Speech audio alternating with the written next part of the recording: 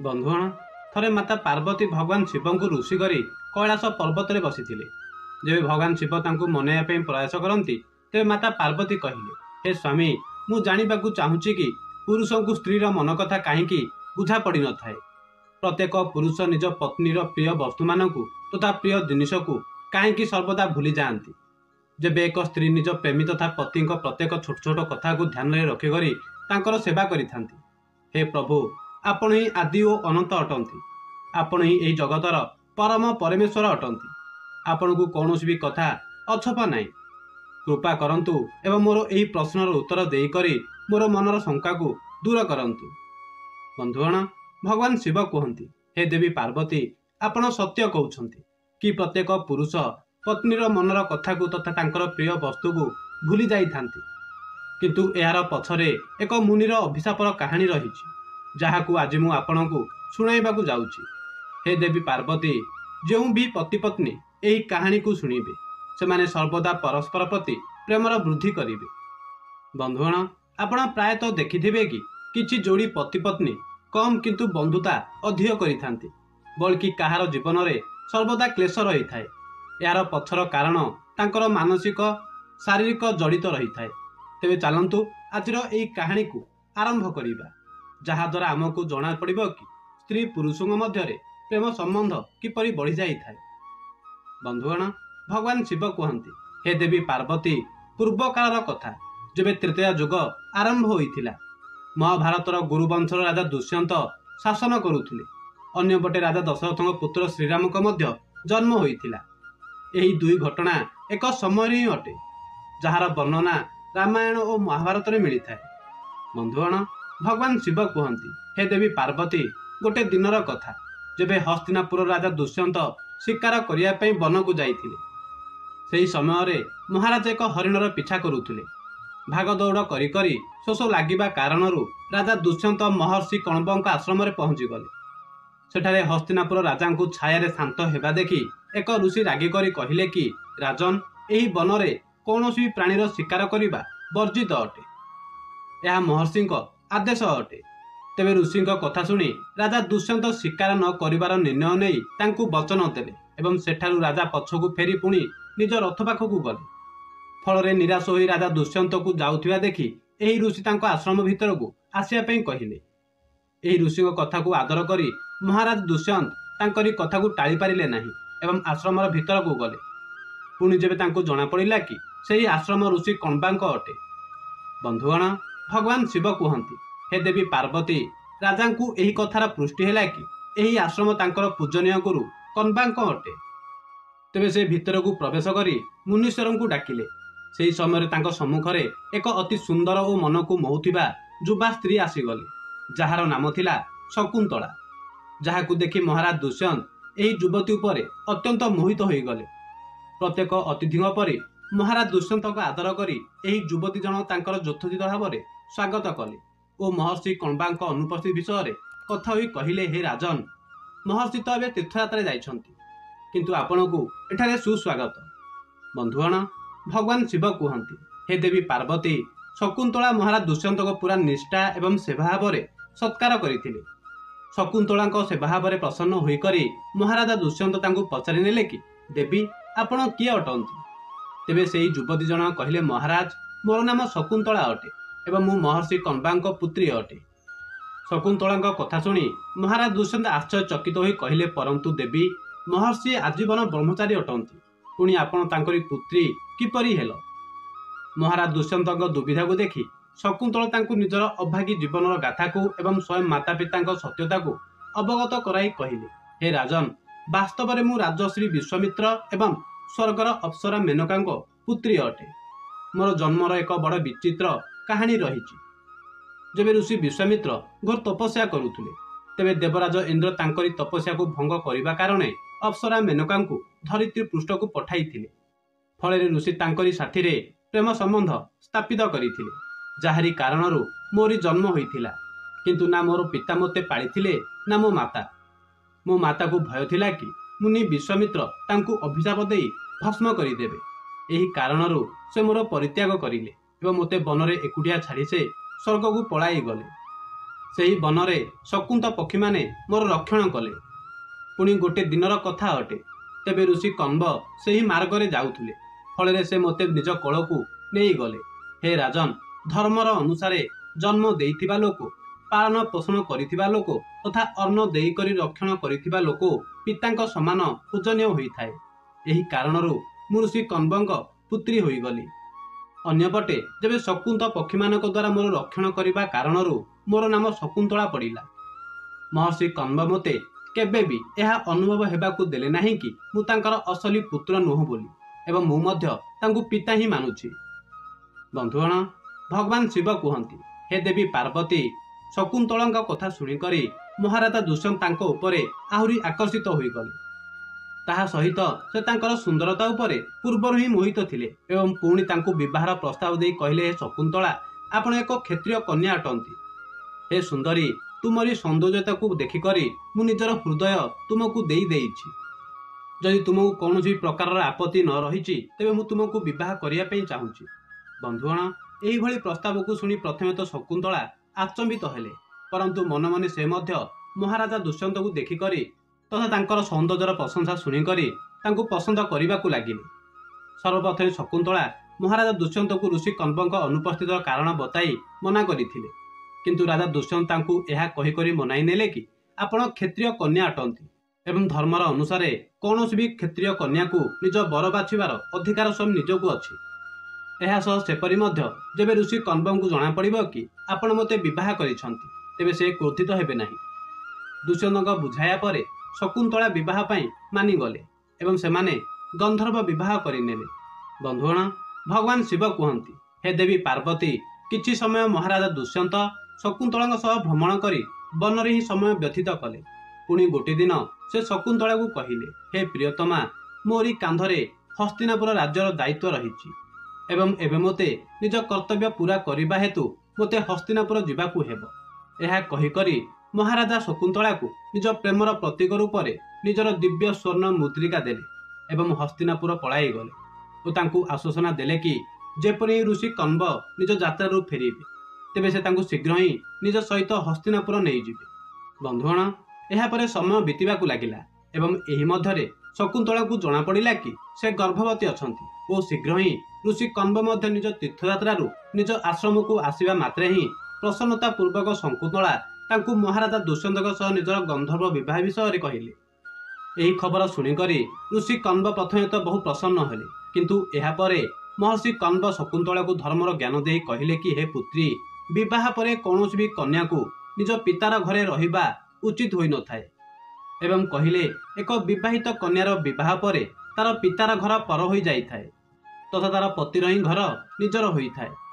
ଯେଉଁ ସ୍ତ୍ରୀ ପତିର ସୁଖ ଦୁଃଖରେ ସାଥ ରହିଥାଏ ତାହା ପତି ଓ ପିତାର ଗୌରବ ବଢ଼ାଇଥାଏ। ପ୍ରତ୍ୟେକ ପରିସ୍ଥିତିରେ ଏକ ସ୍ତ୍ରୀକୁ ନିଜ ପତିର ସାଥ ଦେବା ଉଚିତ। ତାଙ୍କୁ ଏତିକି କହିକରି ଋଷି କନ୍ବ ବୁଝାଇଲେ, ହେ ପୁତ୍ରୀ, ତୁମେ ଉଚିତ ହିଁ ପୁରୁଷର ବର୍ଣ୍ଣନା କରିଛନ୍ତି ଯାହାର ଆଜି 3 ଲୋକରେ ଗୁଣଗାନ ରହିଛି। ବନ୍ଧୁଗଣ, ଋଷି କନ୍ବ ଖୁସି ଖୁସି ନିଜ ପୁତ୍ରୀ ଶକୁନ୍ତଳାକୁ ବିଦାୟ ଦେଇ ତାଙ୍କୁ ନିଜ 4 ଶିଷ୍ୟ ଏବଂ ଏକ ଦାସୀ ସହିତ ହସ୍ତିନାପୁର ପାଇଁ ପଠାଇ ଦେଲେ। ଆଶ୍ରମ ଠାରୁ ହସ୍ତିନାପୁର ପାଇଁ ଆଗକୁ ବଢ଼ିବା ସମୟରେ ମାର୍ଗରେ ଏକ ଶିଷ୍ୟ ଶକୁନ୍ତଳାକୁ ସରୋବର ପାଖରେ ରହିକରି ବିଶ୍ରାମ କରିବା ପାଇଁ ନିବେଦନ କଲା। ଶକୁନ୍ତଳା ମଧ୍ୟ ଥକି ଯାଇଥିଲେ। ଏହି କାରଣରୁ ସେ ମଧ୍ୟ ସହମତି ଦେଇଦେଲେ ଏବଂ ନିଜର ପ୍ରିୟ ଦାସୀ ବନ୍ଦାଳ ସହିତ ବିଶ୍ରାମ କରିବାକୁ ଲାଗିଲେ। ଯେବେ ଶକୁନ୍ତଳା ସରୋବରକୁ ପାଣି ପିଇବା ପାଇଁ ଯାଇଥିଲେ ତେବେ ତାଙ୍କୁ ଜଣାପଡ଼ିଲା ନାହିଁ ଏବଂ ତାଙ୍କରି ହାତରୁ ମହାରାଜା ଦୁଷ୍ୟନ୍ତଙ୍କ ଦ୍ୱାରା ପ୍ରେମଚନ୍ଦକ ରୂପରେ ଦିଆ ହୋଇଥିବା ମୁଦି ସରୋବରରେ ତାଙ୍କ ହାତରୁ ବାହାରି ପଡ଼ିଗଲା। ଅନ୍ୟପଟେ ଏହି ମୁଦ୍ରିକାକୁ ସରୋବରର ଏକ ମାଛ ଗିଳି ନେଲା। ପୁଣି ଆର ଦିନ ଯେବେ ଶକୁନ୍ତଳା ହସ୍ତିନାପୁର ପହଞ୍ଚିଲେ ଏବଂ ସେଠାକାର ରାଜ ଦରବାରକୁ ଗଲେ କିନ୍ତୁ ରାଜା ଦୁଷ୍ୟନ୍ତ ତାଙ୍କୁ ଚିହ୍ନିବାରେ ମନା କରିଦେଲେ।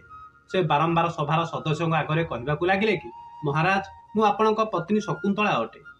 କିନ୍ତୁ ମହାରାଜା ଦୁଷ୍ୟନ୍ତ ଏହା କହି ଚିହ୍ନିବାରେ ମନା କରିଦେଲେ କି ମୁଁ ତୁମକୁ ଜାଣି ନାହିଁ, ଏହି ମହିଳା କିଏ? ଏହା କହିକରି ନିଜ ସୈନିକଙ୍କ ଦ୍ୱାରା ତାଙ୍କୁ ରାଜ୍ୟରୁ ବାହାର କରିଦେଲେ। ବନ୍ଧୁଗଣ, ଭଗବାନ ଶିବ କୁହନ୍ତି, ହେ ଦେବୀ ପାର୍ବତୀ, ମୁଁ ଆପଣଙ୍କୁ ବିସ୍ତାର ଉପରେ କହି ରଖୁଛି କି ଶକୁନ୍ତଳାକୁ ବିବାହ କରିବା ପରେ ଯେବେ ମହାରାଜ ଦୁଷ୍ୟନ୍ତ ହସ୍ତିନାପୁର ଫେରୁଥିଲେ ତେବେ ସେ ମହର୍ଷି ଦୁର୍ବାସାଙ୍କ ଆଶ୍ରମ ପାଖ ଦେଇ ଯାଉଥିଲେ। ସେହି ସମୟରେ ରାଜନ ନିଜର ପ୍ରିୟ ପତ୍ନୀଙ୍କ ଏବଂ ରାଜ୍ୟର ବିଚାରରେ ପୁରାପୁରି ଡୁବି ରହିଥିଲେ। ଯେବେ ତାଙ୍କୁ ମହର୍ଷି ଦୁର୍ବାସା ଡାକିଲେ, ପୁଣି ସେ ତାଙ୍କୁ ନ ଦେଖି ଆଗକୁ ବଢ଼ିଗଲେ। ଏଇଭଳି ଅଜାଣତରେ କରିଥିବା ଅପରାଧକୁ ଋଷି ଦୁର୍ବାସା କ୍ରୋଧିତ ହୋଇକରି ରାଜା ଦୁଷ୍ୟନ୍ତକୁ ଅଭିଶାପ ଦେଇଦେଲେ ଓ କହିଲେ କି, ହେ ରାଜନ, ଏହି ସମୟରେ ତୁମେ ନିଜର ବିଚାରରେ ଡୁବି ରହି ଏକ ମୁନିର ଆଜ୍ଞାକୁ ପାଳନ ନ କରି ଆଗକୁ ବଢ଼ିଛ। ତୁମେ ନିଜର ସବୁଠାରୁ ପ୍ରିୟ ବସ୍ତୁକୁ ଭୁଲିଯିବ, ଏହା ମୋର ଅଭିଶାପ ଅଟେ। ବନ୍ଧୁଗଣ, ଭଗବାନ ଶିବ କୁହନ୍ତି, ହେ ଦେବୀ ପାର୍ବତୀ, ମହର୍ଷି ଦୁର୍ବାସାଙ୍କ ଅଭିଶାପ ରୂପୀ କଠୋର ବଚନକୁ ଶୁଣି ମହାରାଜା ଦୁଷ୍ୟନ୍ତ ବହୁତ ବ୍ୟସ୍ତ ହୋଇଗଲେ ଏବଂ ଋଷି ଦୁର୍ବାସାଙ୍କ ଚରଣରେ ମୁଣ୍ଡ ନୁଆଁଇଲେ। ଏହା ସହ ରାଜା ଦୁଷ୍ୟନ୍ତ ବାରମ୍ବାର ବିନତି କରିବା ପରେ ଋଷି ଦୁର୍ବାସା କହିଲେ କି, ରାଜନ, ମୁଁ ଅଭିଶାପକୁ ତ ପଛକୁ ନେଇପାରିବି ନାହିଁ, କିନ୍ତୁ ଯେବେ ତୁମେ କୌଣସି ସୂଚକ ଚିହ୍ନ ଦେଖିବ, ତେବେ ତାହାକୁ ତୁମେ ଚିହ୍ନି ପାରିବ, ଅର୍ଥାତ୍ ତୁମରି ସ୍ମରଣ ଓ ଶକ୍ତି ପୁଣି ଫେରି ଆସିବ। ବନ୍ଧୁଗଣ, ଭଗବାନ ଶିବ କୁହନ୍ତି, ହେ ଦେବୀ ପାର୍ବତୀ, ସେଠାରେ ହସ୍ତିନାପୁରରେ ମହାରାଜ ଦୁଷ୍ୟନ୍ତ ଶକୁନ୍ତଳାଙ୍କ ସହ ହୋଇଥିବା ଅନ୍ୟାୟକୁ ଭୁଲି ନିଜ ରାଜପାଠ ସମ୍ଭାଳିବାରେ ବ୍ୟସ୍ତ ଥିଲେ। କିନ୍ତୁ ଗୋଟିଏ ଦିନ ଯେଉଁ ମାଛଟି ପାଣି ପିଇବା ସମୟରେ ଶକୁନ୍ତଳାଙ୍କ ମୁଦିକୁ ଗିଳିଥିଲା, ସେ ଏକ କେଉଟର ଜାଲରେ ପଡ଼ିଗଲା ଏବଂ ଯେବେ କେଉଟଟି ତାକୁ କାଟିଲା, ତେବେ ତାକୁ ଚମକୁଥିବା ଏକ ସୁନାର ମୁଦି ମିଳିଲା। ଏହି ମୁଦିକୁ ଦେଖିକରି କେଉଟଟି ବହୁତ ଖୁସି ହେଲା ଏବଂ ସେ ଏହି ଦିବ୍ୟ ମୁଦିଟିକୁ ବିକ୍ରି କରିବା ପାଇଁ ରାଜ୍ୟରେ ଏକ ସୁନାରୀ ପାଖରେ ପହଞ୍ଚିଗଲା। ବନ୍ଧୁଗଣ, ହେବାକୁ ତ ଆଉ କିଛି ଅପେକ୍ଷା ଥିଲା। ଯେବେ ସୁନାରୀ ଯେପରି ମୁଦ୍ରିକାକୁ ଦେଖିଲା, ତେବେ ତାର ଧ୍ୟାନ ମୁଦି ଉପରେ ଲେଖା ହୋଇଥିବା ମହାରାଜ ଦୁଷ୍ୟନ୍ତଙ୍କ ନାମ ଉପରେ ପଡ଼ିଲା। ଏହି ମୁଦି ମହାରାଜ ସ୍ୱୟଂ ନିଜ ପାଇଁ 1000 ସୁନା ମୁଦ୍ରାକୁ ଦେଇକରି ବନାଇଥିଲେ, ଯାହାରି ମୂଲ୍ୟ କେତେ ଗୁଣ ଅଧିକ ଥିଲା ଏବଂ ସୁନାରୀ ଶୀଘ୍ର ହିଁ ଏହି କେଉଟକୁ କୋତବାଲାଙ୍କ ଅଧୀନରେ ପଠାଇଦେଲା। ପୁଣି କୋତବାଲା ଏହି ମୁଦ୍ରି ଏବଂ କେଉଟକୁ ନେଇ ମହାରାଜ ଦୁଷ୍ୟନ୍ତ ଆଗରେ ଉପସ୍ଥିତ କରାଇଲେ। ପ୍ରଥମେ ତ ମହାରାଜ ଦୁଷ୍ୟନ୍ତ ଏହି ମୁଦିକୁ ଚିହ୍ନି ପାରିଲେ ନାହିଁ, କିନ୍ତୁ ଏହି ମୁଦ୍ରିକାକୁ ହାତରେ ନେବା କ୍ଷଣ ମାତ୍ରେ ମହାରାଜ ଦୁଷ୍ୟନ୍ତକୁ ଶକୁନ୍ତଳାଙ୍କ ସହ ଜଡ଼ିତ ଥିବା ସବୁ କଥା ମନେ ପଡ଼ିଲା ଏବଂ ସେ କେଉଟକୁ ପଚାରିଲେ କି, ତୁମକୁ ଏହି ମୁଦି କେଉଁଠାରୁ ମିଳିଲା? ତେବେ କେଉଟଟି କହିଲା କି, ମହାରାଜ, ମୋତେ ଏହି ମୁଦି ମହର୍ଷି କଶ୍ୟପଙ୍କ ଆଶ୍ରମ ପାଖରେ ଥିବା ସରୋବରର ଏକ ମାଛ ପେଟରୁ ମିଳିଛି। ତେବେ ମହାରାଜ ତାଙ୍କୁ ମୁକ୍ତ କରିବା ପାଇଁ ଆଦେଶ ଦେଇଦେଲେ ଏବଂ କହିଲେ, ତୁମେ ମୋରି ପତ୍ନୀକୁ ଖୋଜିବାରେ ସାହାଯ୍ୟ କରିବାକୁ ହେବ। ବନ୍ଧୁଗଣ, ଭଗବାନ ଶିବ କୁହନ୍ତି, ହେ ଦେବୀ ପାର୍ବତୀ, ଦେବୀ ଶକୁନ୍ତଳାକୁ କେତେ ବର୍ଷ ଯାଏଁ ଖୋଜିବାର କାର୍ଯ୍ୟ ଚାଲୁ ରହିଥିଲା, କିନ୍ତୁ ଶକୁନ୍ତଳା ନିଜ ପିତାଙ୍କ ଘରକୁ ନ ଯାଇ ମହର୍ଷି କଶ୍ୟପଙ୍କ ଆଶ୍ରମରେ ଗୁପ୍ତ ଭାବରେ ରହିବା ପାଇଁ ନିର୍ଣ୍ଣୟ କଲେ ଏବଂ ମହର୍ଷି କଶ୍ୟପଙ୍କୁ ଦିବ୍ୟ ଦୃଷ୍ଟି ଦ୍ୱାରା ସବୁ କଥାର ଅନୁମାନ ଥିଲା।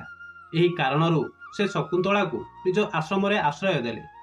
ଅନ୍ୟପଟେ ଦେବତା ଓ ଦୈତ୍ୟଙ୍କ ମଧ୍ୟରେ ଭୀଷଣ ଯୁଦ୍ଧ ଆରମ୍ଭ ହେଲା, ଯାହାକୁ ଆମେ ଦେବାସୁର ସଂଗ୍ରାମ ନାମରେ ଜାଣିଥାଉ। ଯେବେ ଦେବରାଜ ଇନ୍ଦ୍ର ମହାରାଜା ଦୁଷ୍ୟନ୍ତକୁ ଦେବତାଙ୍କ ସପକ୍ଷରେ ଲଢ଼ିବା ପାଇଁ ଆମନ୍ତ୍ରଣ ଦେଲେ, ତେବେ ସେ ତୁରନ୍ତ ନିଜର ସବୁ ଦିବ୍ୟ ଅସ୍ତ୍ରଶସ୍ତ୍ର ନେଇକରି ଯୁଦ୍ଧରେ ଭାଗ ନେବା ପାଇଁ ଚାଲିଗଲେ। ଯେବେ ଇନ୍ଦ୍ର ସହିତ ଦେବତା ମାନେ ମଧ୍ୟ ମହର୍ଷି ଦଧିଚି ଋଷିଙ୍କ ପାଖକୁ ଯାଇକରି ତାଙ୍କରି ହାଡ଼ରୁ ବଜ୍ର ଓ ଅନ୍ୟାନ୍ୟ କେତେ ସାରା ଅସ୍ତ୍ରଶସ୍ତ୍ର ପ୍ରାପ୍ତ କଲେ। ମହାରାଜ ଦୁଷ୍ୟନ୍ତ, ଇନ୍ଦ୍ର ଓ ଜାମନବନ୍ତ ଭୀଷଣ ଯୁଦ୍ଧ କରି ସବୁ ଅସୁରଙ୍କୁ ବଧ କଲେ ଏବଂ ପୁଣି ଥରେ ସ୍ୱର୍ଗରେ ଧର୍ମର ସ୍ଥାପନା ହେଲା ଓ ପୁଣି ଦେବତାଙ୍କ ଦ୍ୱାରା ସମ୍ମାନ ଦେଇକରି ରାଜନ ଦୁଷ୍ୟନ୍ତକୁ ଏକ ବିମାନ ଉପହାର ଦେଇ ପୃଥିବୀ ଲୋକକୁ ନିଜ ରାଜ୍ୟକୁ ଯିବାର ଆଜ୍ଞା ଦିଆଗଲା। ବନ୍ଧୁଗଣ, ଭଗବାନ ଶିବ କୁହନ୍ତି, ହେ ଦେବୀ ପାର୍ବତୀ, ଯେବେ ରାଜନ ନିଜ ବିମାନରେ ବସିକରି ହସ୍ତିନାପୁରକୁ ଫେରୁଥିଲେ, ତେବେ ସେହି ସମୟରେ ମହର୍ଷି କଶ୍ୟପଙ୍କ ଆଶ୍ରମ ପାଖରେ ଏକ ଛୋଟ ବାଳକ 4 ସିଂହଙ୍କ ମଧ୍ୟରେ ଏକୁଟିଆ ଖେଳୁଥିଲା, ଯାହାକୁ ଦେଖି ରାଜା ଅତ୍ୟନ୍ତ ଆଶ୍ଚର୍ଯ୍ୟଚକିତ ହୋଇଗଲେ। ଏହି ବାଳକକୁ ଦେଖିକରି ମହାରାଜାଙ୍କ ହୃଦୟରେ ପ୍ରେମର ଭାବନା ଜାଗ୍ରତ ହେଲା ଏବଂ ସେ ସେଠାରେ ପହଞ୍ଚିଗଲେ। ତାହା ସହ ବାଳକକୁ କୋଳକୁ ଉଠାଇ ନେବା ପାଇଁ ଆଗକୁ ବଢ଼ିଲେ। ତେବେ ଶକୁନ୍ତଳାଙ୍କ ସଖୀମାନେ ପଛରୁ ପାଟି କରି ଉଠିଲେ ଏବଂ କହିଲେ, ହେ ଭଦ୍ରପୁରୁଷ, ଆପଣ ଏହା କ'ଣ କରୁଛନ୍ତି? ଆପଣ ଏହି ବାଳକକୁ ଛୁଅନ୍ତୁ ନାହିଁ, ଅନ୍ୟଥା ଆପଣ ଜଳିକରି ଭସ୍ମ ହୋଇଯିବେ।